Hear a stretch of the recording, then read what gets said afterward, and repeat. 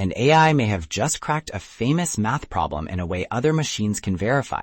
That sounds like science fiction, but it is one of the clearest signs yet that AI is changing how knowledge itself gets tested.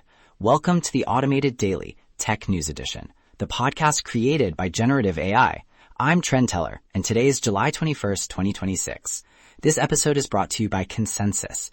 Consensus uses AI to help you find and understand research papers, and you can get a free month. Find the link in the episode notes. Let's start with regulation, where Europe is turning smartphone AI into the next big competition fight. The European Commission wants Google and Apple to open Android and iPhone more broadly to outside AI assistants under the Digital Markets Act.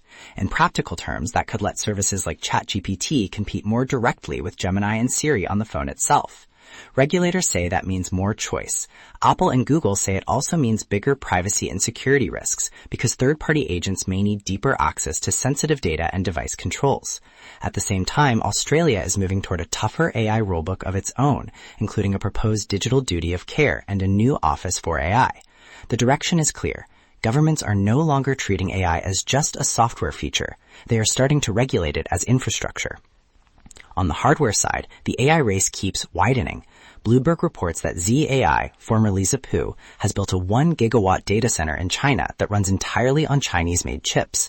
If that holds up, it is one of the clearest signs yet that China can scale serious AI training, even under U.S. export controls. In the U.S., Google is reportedly exploring a future chip that would bake parts of Gemini directly into silicon for better efficiency, while AMD has unveiled Helios, a rock-scale AI system that Microsoft plans to use in its data centers. All of this landed as Nvidia briefly lost its top market value crown, not because Apple surged, but because investors are becoming more cautious about whether huge AI spending will pay off fast enough. Add in Taiwan's indictment over an alleged attempt to leak TSMC secrets to China, and the message is clear. Chips are still where strategy, money, and national security meet. In software engineering, the conversation is getting more grounded. One theme showing up across several new essays and experiments is that AI has made code cheaper to produce, but good judgment is still expensive. Cursor says its upgraded multi-agent coding system works better when planning is separated from execution, which reduced duplicated work and produced cleaner results. At the same time, a developer study found many engineers felt more productive with AI assistance while reporting a worse day-to-day experience, especially less flow and more context switching.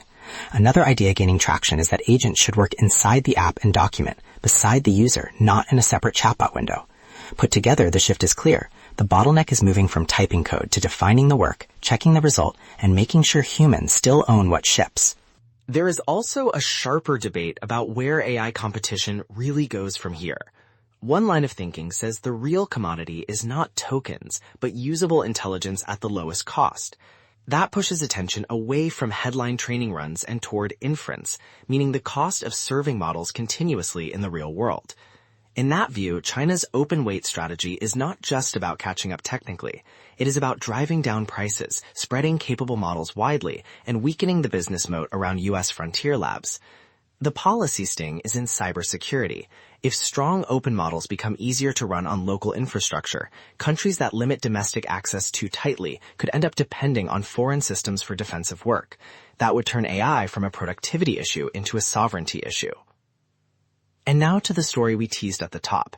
Mathematicians are reporting a burst of AI-assisted results, where language models generated counterexamples to long-standing problems, and formal proof tools then checked them. The examples range from questions tied to Erdos and Grothendieck to a reported counterexample for the Jacobian conjecture, which has been around for about a century. The important part is not that AI is suddenly replacing mathematicians. It is that the loop between idea generation and machine verification is getting much tighter. When a model can propose something surprising and another system can formally test it, trust starts to come less from intuition and more from proof that software can inspect. In the legal world, Anthropic just cleared a major milestone. A federal judge approved the company's $1.5 billion settlement with authors over the use of books to train Claude. It is the biggest known U.S. copyright settlement of its kind and the first major AI training case to reach a resolution.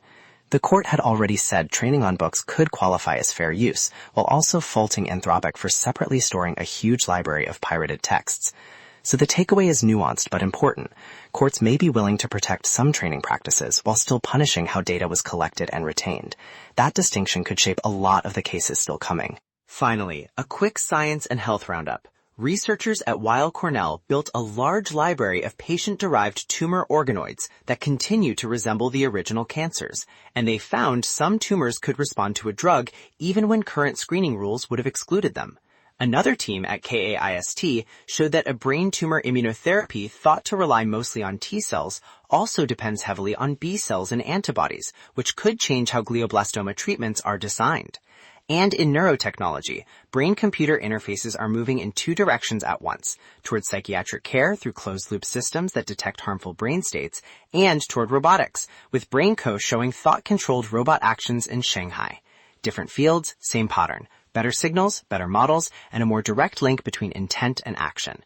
Thanks to our sponsor, Lindy. Lindy is your ultimate AI assistant that proactively manages your inbox, meetings, and calendar, so you can focus on what actually matters. Find the link in the episode notes. That's your tech briefing for July 21st, 2026. The thread running through today's stories is that AI is moving from novelty to infrastructure, and infrastructure always brings rules, costs, and consequences. Thanks for listening to the Automated Daily, Tech News Edition. I'm Trent Teller. See you next time.